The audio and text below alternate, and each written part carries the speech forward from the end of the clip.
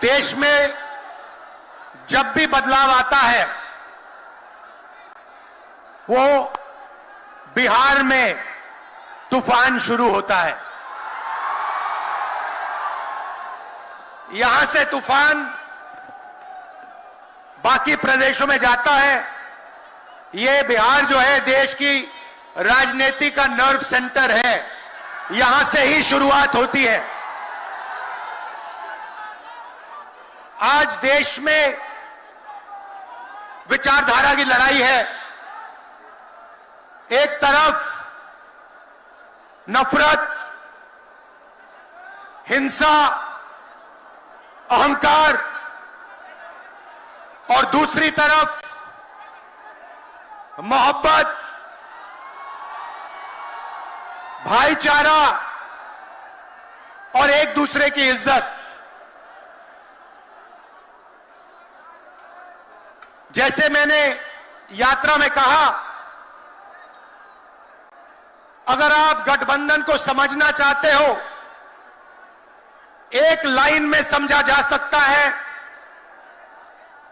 नफरत के बाजार में मोहब्बत की दुकान खोलते हैं हम।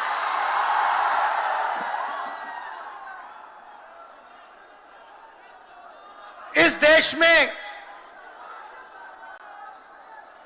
नफरत क्यों फैल रही है? यह नफरत का देश नहीं है, आप सब जानते हो। आपके दिल में, हिंदुस्तान के नागरिकों के दिल में नफरत नहीं है, मोहब्बत है, प्यार है, एक दूसरे का आदर है। तो सवाल उठता है कि इस देश में नफरत क्यों फैल रही है?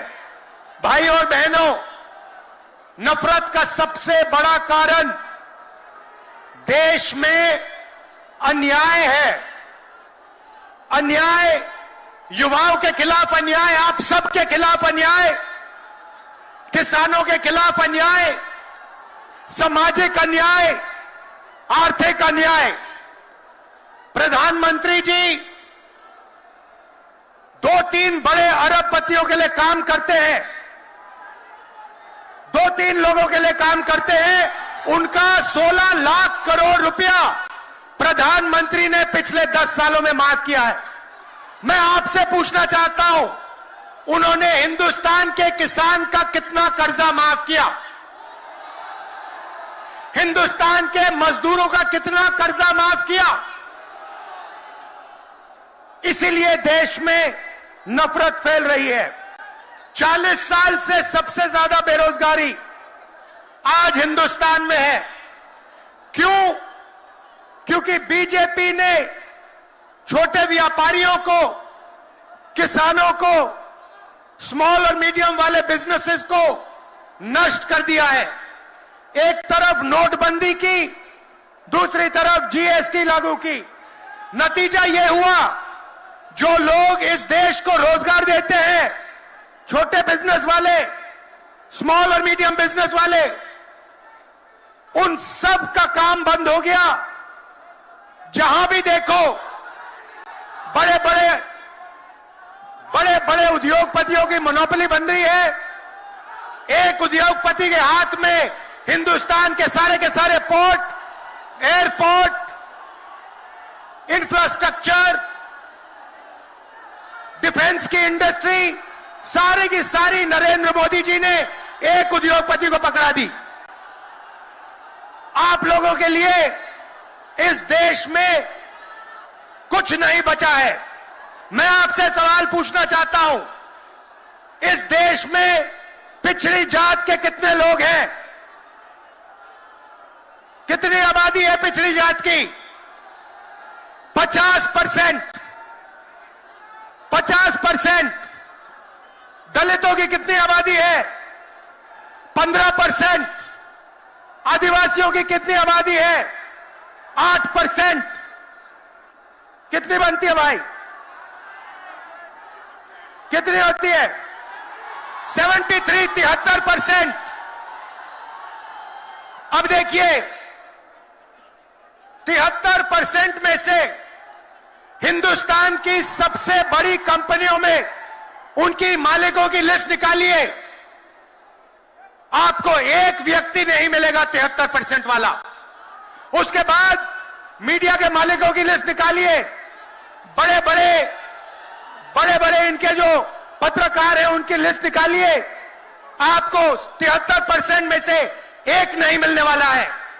उसके बाद प्राइवेट अस्पतालों के मालिकों की लिस्ट निकालिए, स्कूल और कॉलेज जो चलाते हैं, private school, private college, private university, उनकी लिस्ट निकालिए, उधर आपको 73% का कोई नहीं मिलेगा। उसके बाद जो हिंदुस्तान को 90 ब्यूरोक्रेट चलाते हैं, आईएएस वाले, उनकी लिस्ट निकालिए, उधर आपको 3 पिछड़े वर्ग के लोग मिलेंगे, 3 दलित मिलेंगे और 1 आदिवासी मिलेगा। और अगर हिंदुस्तान की सरकार 100 रुपए खर्च करती है, बजट में अगर 100 रुपए खर्च होते हैं तो 73% की 6% की 6 रुपए की भागीदारी बनती है। तो ये जो 73% है और उसमें अगर आप जोड़ना चाहते हो तो गरीब जनरल कास्ट के लोगों को भी जोड़ लो। इनके लिए इस देश में कोई रास्ता नहीं बचा है। पहले क्या होता था? पहले पब्लिक सेक्टर होता था, उसमें गरीबों को रास्ता मिलता था, नौकरी मिल जाती थी, सरकार में रोजगार मिल जाता था, जैसे बिहार में तेजस्वी जी ने किया, जैसे छत्तीसगढ़ में हमने किया, कर्नाटक में, तेलंगाना में हम कर रहे हैं। मगर नरेंद्र मोदी जी ने ये सारे के सारे रास्ते बंद कर दिए। सेना में आप जाते थे, वहां अग्निवीर लागू कर दिया। अब देखना, अग्निवीर लागू किया और अग्निवीर में पहली बार इस देश में 2 तरीके के शहीद होंगे।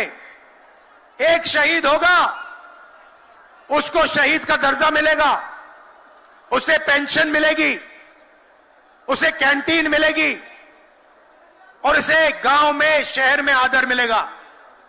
दूसरा शहीद होगा, अग्निवीर होगा, वो शहीद होगा, उसे शहीद का दर्जा नहीं मिलेगा, उसको पेंशन नहीं मिलेगी, उसको कैंटीन नहीं मिलेगी और उसको ट्रेनिंग भी सही नहीं मिलेगी।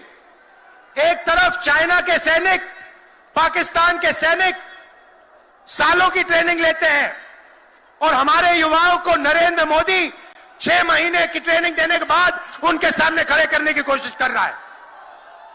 नतीजा आप जानते हो। मैं ज्यादा नहीं बोलना चाहता हूं क्योंकि लालू जी को बोलना है। ये देखो, लालू जी को बोलना है, मगर मैं सिर्फ ये कहना चाहता हूं, बीजेपी के लोगों को गलतफहमी में नहीं होना चाहिए।